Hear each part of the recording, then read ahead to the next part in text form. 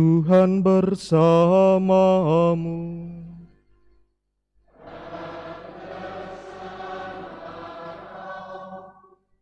Inilah Injil suci menurut Matius.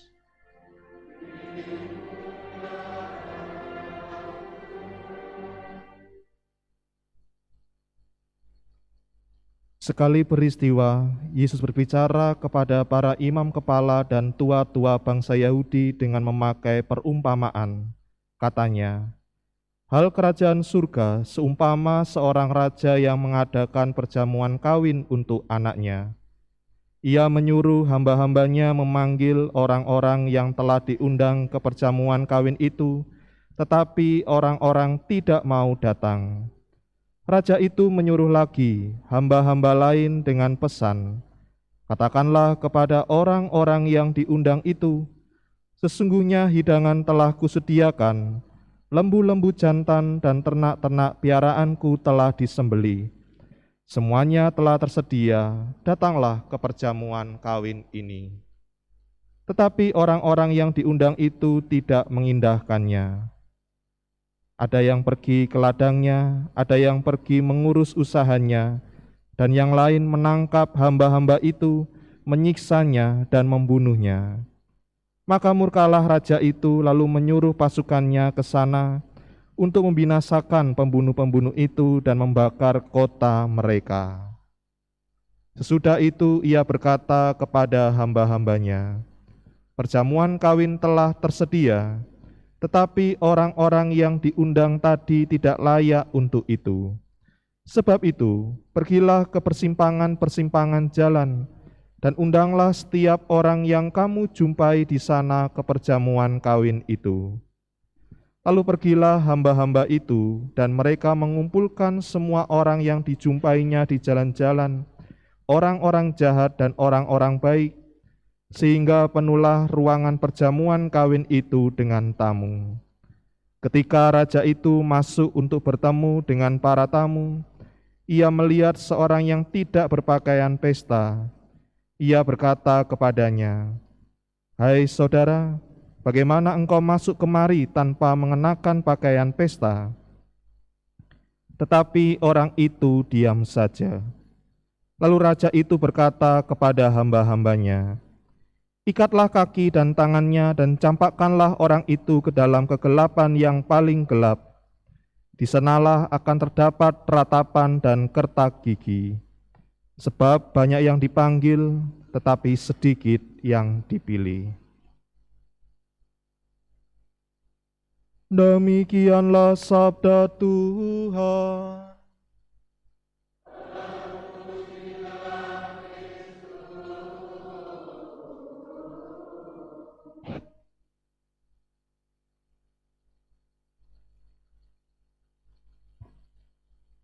Saudari-saudara yang dikasihi oleh Tuhan Yesus, bagi Anda yang telah menikah atau orang tua yang pernah punya mantu, tentu pernah merasakan betapa meriahnya pesta perkawinan yang pernah Anda buat. Dan tentu dengan pesta perkawinan yang sangat baik, tentu ada juga sebuah persiapan yang matang soal bagaimana acaranya, makanannya, tamu-tamu yang diundang siapa saja, dan apapun. Semua itu tujuannya adalah agar pesta perkawinan yang Anda alami, peristiwa itu menjadi peristiwa yang membahagiakan, agar tidak ada orang yang komplain, terutama soal makanan.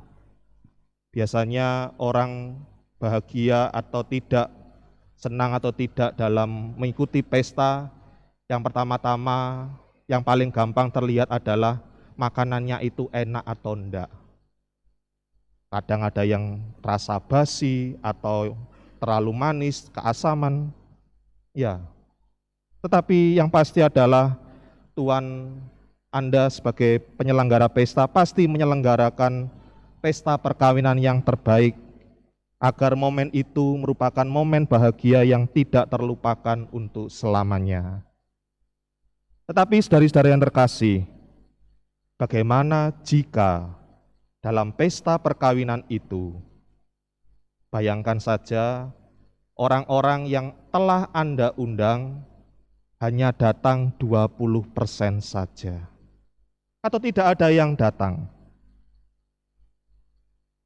Segala persiapan telah dilakukan, tetapi tidak ada yang datang. Maka yang dirasakan tentulah rasa kecewa, rasa sedih, dan mungkin juga ada rasa marah kepada orang-orang yang kita undang. Romo, untuk zaman sekarang tidak mungkin orang tidak datang ke dalam pesta yang kita undang. Ya, tetapi bayangkan saja kalau hal itu terjadi.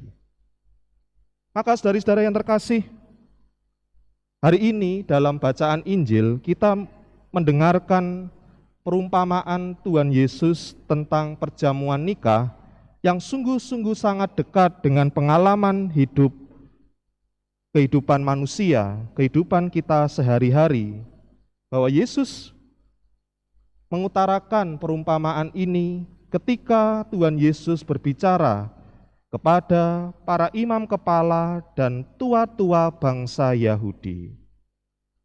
Sebagai gambaran bagaimana orang yang mempersiapkan pernikahan itu telah dipersiapkan sebaik-baiknya dan mengundang sahabat-sahabatnya, maka begitu pula lah seorang tuan raja pasti akan mempersiapkan yang lebih meriah dalam pesta perkawinan untuk anaknya. Dan di sini kita dapat melihat dan mendengarkan bagaimanakah ketika tuan raja ini telah mempersiapkan seluruhnya dengan baik, hidangan yang telah disediakan yaitu lembu jantan, digambarkan lembu jantan dan ternak-ternak piaraannya telah disembelih, tetapi tidak ada kerabatnya yang datang sekalipun.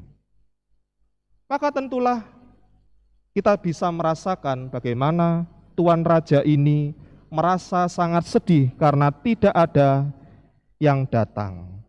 Bahkan nampaknya tuan raja ini seperti mengemis kepada kerabat-kerabatnya untuk mau datang. Tetapi toh kemudian tidak juga ada yang datang. Malah yang terjadi bawahannya dibunuh, disiksa. Dan ini yang membuat murka dari raja itu. Tetapi juga tuan raja ini tidak menyerah supaya pestanya tetap berjalan. Maka tuan raja ini memanggil orang-orang yang ada di jalanan, yang ada di pasar.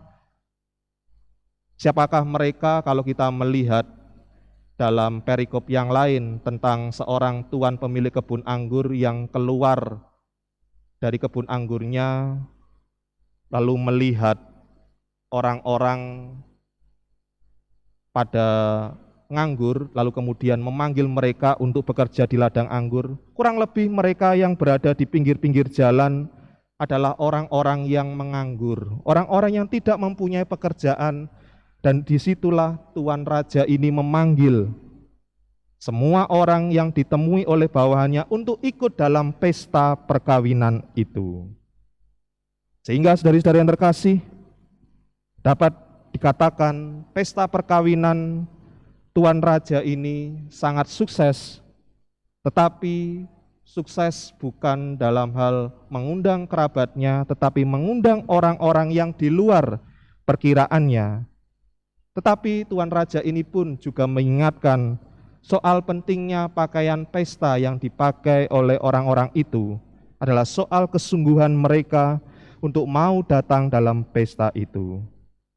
Saudara-saudara yang terkasih dalam Kristus, apa maksudnya perumpamaan ini yang disampaikan Tuhan Yesus kepada para imam kepala dan tua-tua bangsa Yahudi? Perumpamaan ini ingin memaksudkan bahwa sejak awal ketika Allah memilih bangsa Israel Allah senantiasa mengundang bangsa Israel untuk hadir dalam naungannya sebagai bangsa yang terpilih untuk hidup dalam kelimpahan kasih Allah.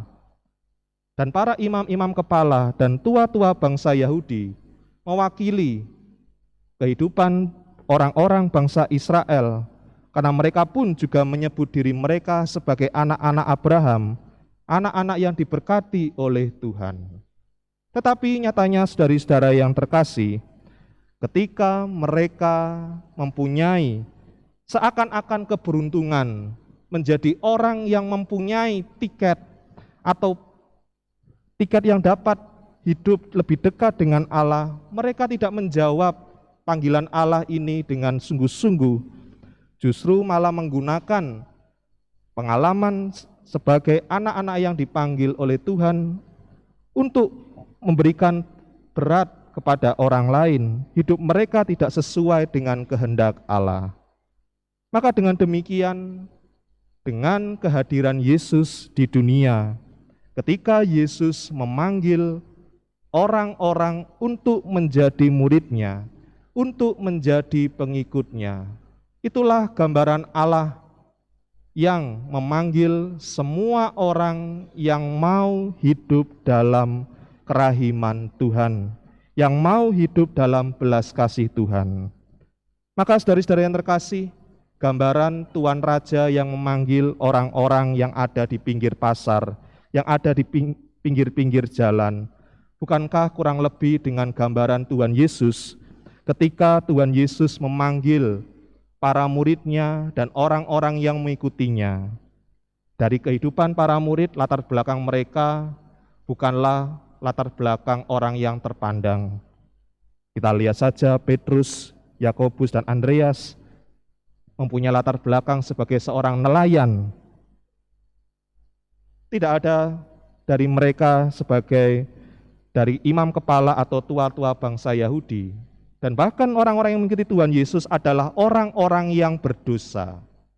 Inilah gambaran Yesus yang memanggil orang-orang berdosa untuk mengikuti hidup masuk dalam kerajaan Allah.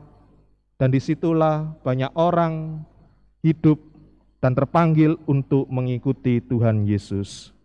Saudari-saudara yang terkasih, bagi kita sendiri yang telah mendengarkannya, perumpamaan Tuhan Yesus tentang Tuan Raja yang mengadakan pesta perkawinan merupakan panggilan iman kepada kita sekalian untuk senantiasa hidup dalam kerahiman Tuhan.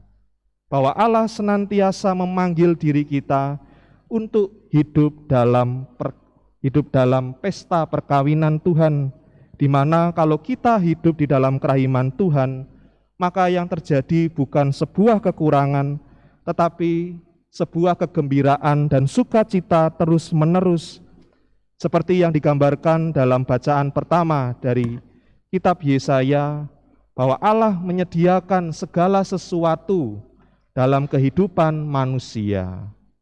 Tetapi saudara-saudara yang terkasih, seringkali panggilan Allah sering kita remehkan. Panggilan Allah seringkali kita lalaikan. Malah yang terjadi seperti orang-orang yang dekat dengan kerabat dari Tuan Raja ini, mereka mempunyai kegiatannya sendiri, tidak mau datang pada panggilan Tuhan. Maka begitulah dalam diri kita juga, kadang-kadang ketika Allah memanggil diri kita untuk hidup dalam kerahimannya, maka seringkali pula kita tidak mau menjawab panggilan Tuhan, kita lebih memilih keperluan diri kita daripada mengikuti panggilan Tuhan untuk hidup di dalam kerahimannya. Saudari-saudari yang terkasih, bagaimanakah kemudian kita bisa menemukan contoh yang cocok dalam pengalaman hidup iman kita?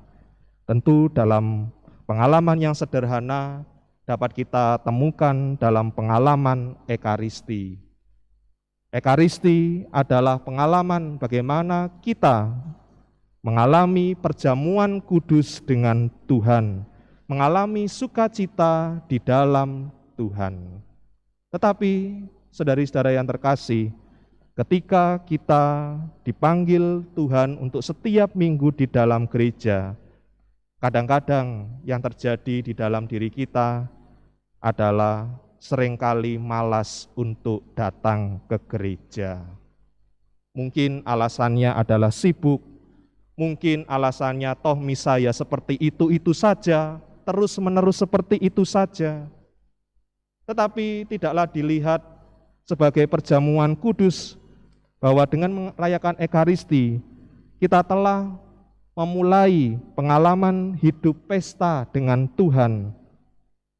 Dan itulah mengapa kalau kita merayakan Ekaristi, di sisi yang lain ada petugas-petugas liturgi. Pertama-tama adalah untuk bagaimana petugas-petugas liturgi ini membuat perayaan Ekaristi semakin semarak, umat semakin juga mengalami kasih Tuhan. Toh bukan hanya sekedar bukan hanya sekedar umat yang datang tidak mau datang ke gereja, tetapi kadang-kadang kita sendiri pun yang hadir ke gereja tidak memakai pakaian yang pantas untuk menghadap Tuhan. Pakaian yang pantas itu bukan seperti pakaian yang fisik, tetapi mari coba kita lihat diri kita sendiri ke dalam hati kita. Manakala ketika hati kita masih dipenuhi dengan kebencian, masih dipenuhi dengan kemarahan, masih diliputi dengan pekerjaan, badan kita boleh ada di sini, tetapi pikiran kita masih berada di luar gereja. Bukankah begitu? Anda yang menjawab sendiri. Maka, ya, Romo, bagaimanakah kalau kita mengalami hal seperti itu? Kalau kita masih mempunyai pikiran seperti itu, apakah kita tidak perlu pergi ke gereja? Tentu bukan itu. Datanglah kepada Tuhan, apapun situasinya. Tetapi yang lebih penting adalah disadari bahwa Anda datang ke gereja untuk merayakan perjamuan suci dengan Tuhan, saat di mana kita sungguh-sungguh mengalami pengalaman yang intim dengan Tuhan. Di situ mari kita berbicara dengan Tuhan, mengungkapkan dan mempersembahkan segala sesuatu yang telah kita dapatkan kepada Tuhan.